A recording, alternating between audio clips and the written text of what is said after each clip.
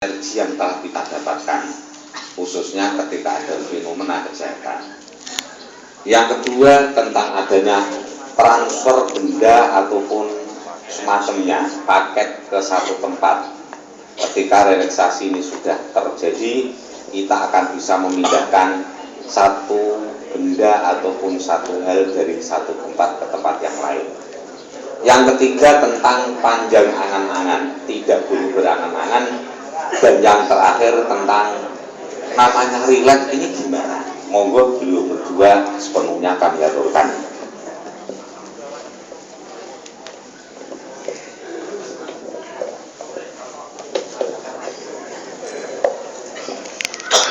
Ibu Bapak sekalian, terima kasih atas pertanyaan yang sulit ini. Nah, Pak Dalan ini Pak Harto kok enggak malah jadi lomba pidato ya dalam. Pak Dalan ini Pak kan tambahin Pak Harto, sudah saya itu tukang tambah. Oke, ya. Ibu Bapak sekalian, bagi saya pertanyaan dan jawabannya sederhana. Begal, masalah ingin mengambil sesuatu dari tempat kita, ya kan? Asumsi kita, kalau kita sudah berilmu sinar putih, berilmu tenaga dalam ini, dicegat oleh begal, maka ditembak pun begal itu akan terpental. Asumsinya begitu ya. Ya. Tapi ingat, ilmu kita ini tidak akan bisa berjalan, tidak akan match kalau gelombang dari seseorang itu juga belum menyamai dengan gelombang atraksi kita. Jalan dicegat oleh dua orang begal, jenenge begal gitu lah. Terus tembak siap, ngambil jurus tingkahan 2.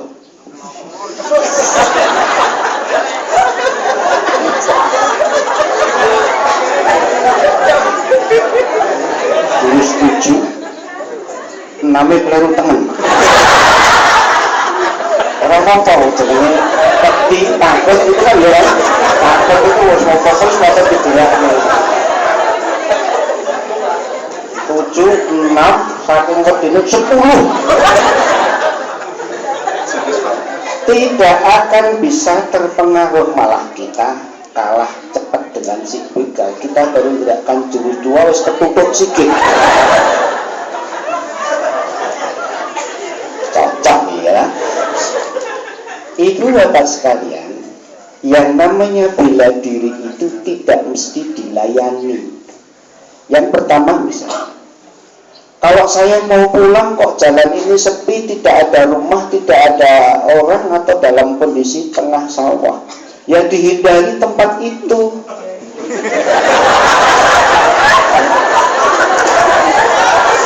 Ya, jangan mentang-mentang aku sudah sampai tingkahan 2 tak malam-malam keluar cari begal.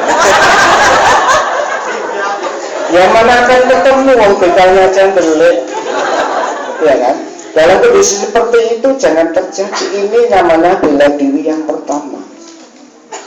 Bela diri yang kedua, kalau kita ini sudah mulai curiga, kita baru naik sepeda motor, di sana ada orang yang mencurigai kita, jangan naik kendaraan, turun kunci kendaraan jalan. Ya kan? Turun. Kalau kita berani datangi orang itu. Mengapa demikian? Karena kalau kita naik kendaraan itu lemah. Begitu ada orang curigai, ya turun kendaraan, kita datangi aja. Kalau kita mau datangi, tidak 2 negat 1, tapi 1 negat 2, itu doktrin kita. Iya kan? Tapi jangan semata-mata berdua, silakan. Satu. Jangan begitu. Saya percaya ibu bapak punya karate, punya silat, punya taekwondo dan sebagainya. Gunakan pertama kali itu. Kalau kita dipukul, ya menghindar. Iya kan? Jangan, tinggal 1. Ya menghindar. Ya kan? Jelas menghindar, Pak. Saya disalahkan pelatih, Pak pelatih saya.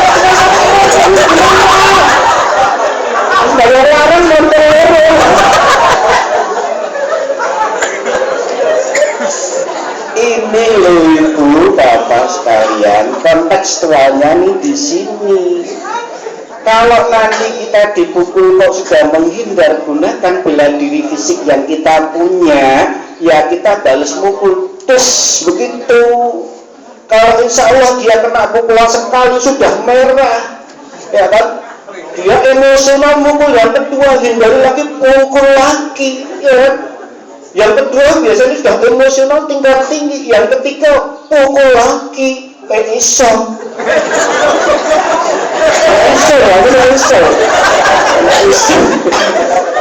Nah, pada saat yang ketiga kali sudah jiwanya sudah melonjak tinggi, emosionalnya yang tinggi, baru tenaga kita ini majus. Sudah ini dicek aja pakai jari kita, nggak usah berangkat tinggal dua. Kalau itu ke 10, kalau itu mengharapkan berangkat tinggal dua, namanya dibotongan terus. Ya Allah, ya Allah, ini aku terus dodol, ya aku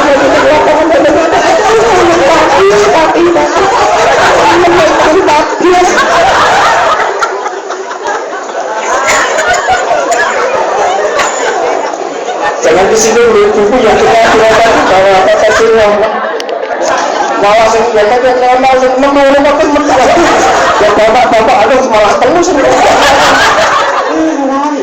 harus jadi aku pelajaran belajar orang aku gak nyinggung pelajaran tadi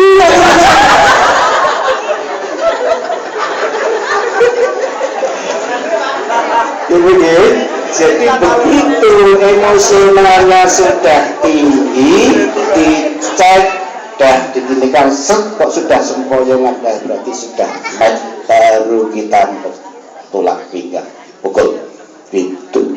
Jangan sekali-kali pertama pukul kali diprotes, kali saya begini kok ya melentur, salah persepsi ya. Kalau sudah terpaksa, yang ketiga sudah terpaksa kita jegaki, kaget begitu, nggak usah macam-macam, lampu dim itu dipakai, jedet, insya Allah jurus 8 masuk ya. Jangan polisi yang ditembak, jedet, polisi merah berubah, ini tidak bagus. Tapi kalau begitu bekal cepat, insya Allah kalau kita lihatnya baik, sudah kita lewat, dia nggak lihat. Disitulah jawaban paket nanti muncul. Kita jalan begalin perhatikan sana, karena seolah-olah kita ada di sana. Madep Rono kita lewat burin ini. Jangan DC, lagi sana. Ini dia lulus dari mana? Kalau saya cacil, kamu belum cepat ini. Aku harus berkali mas ramah loh, ini takut sih gitu ya. Ya Allah ya Rabbi, aku males berkali. Aku nempati itu pas habis. Ya, jadi begitu. Ya, jadi fenomena kita, Bapak Ibu punya bila diri gunakan sebaik-baik. Dulu kan pernah ya saya ceritakan berkali-kali. Ada seorang bapak latihan, baru habis saya buka dasar kasar ketinggalan 1. Pulang bilang istrinya, Bu, saya dicoba dipukul, ya pakai irus betul. Gimana Pak? Coba saya dipukul, saya sudah dibuka sama Pak, ada tingkat 1.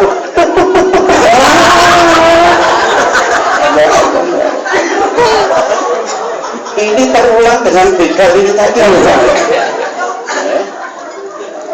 Jelas ini permasalahannya. Kalau sudah terjadi nanti akan pemindahan paket, sudah jebret. Begal sudah melihat kondisi, oh pakainya dipindah ke sana, malah begal itu lihat ke sana. Kita yang riset atau malah balik. Yang paling tinggi jurusnya adalah jurus lari 1000. Itu paling tinggi. Pesan saya, jangan mencari-cari masalah. Tumeh wis jurusnya anyar walaupun bingung ya tetap golek begal. Jangan. Bela diri tetap bela diri, karate gunakan karatenya. Silat gunakan silanya, itu namanya bela diri. Ilmu kita ini ilmu jiwa, sebelum rangsangan jiwa ini terbakar, maka gelombang kita ini tidak akan mat.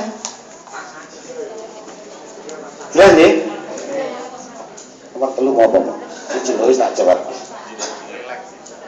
Oh jangan berangan-angan.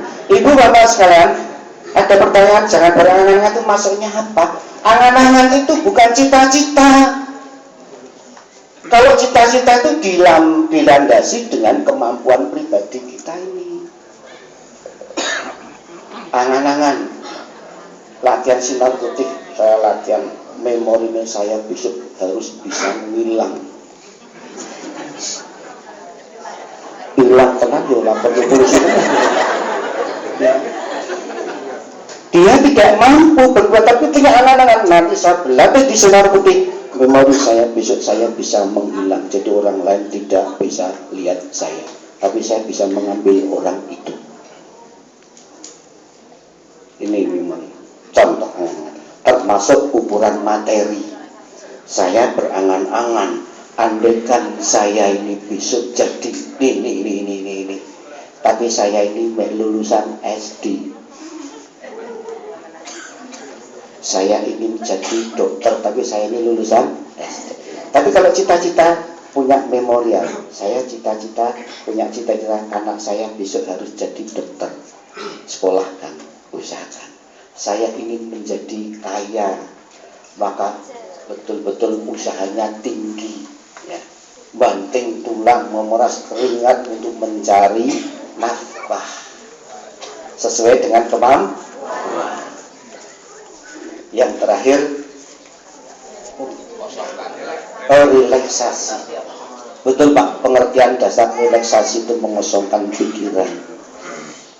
Ibu bapak yang menyebabkan kita sering kadang-kadang stres. Maaf ya, saya juga dalam kondisi stres, pokoknya gawean stres saya. Betul, saya namanya Pak Tomen, stres kemarin naik bis, stres batuk, betul Pak Tomen, gimana aku melu lagi, batuk ini.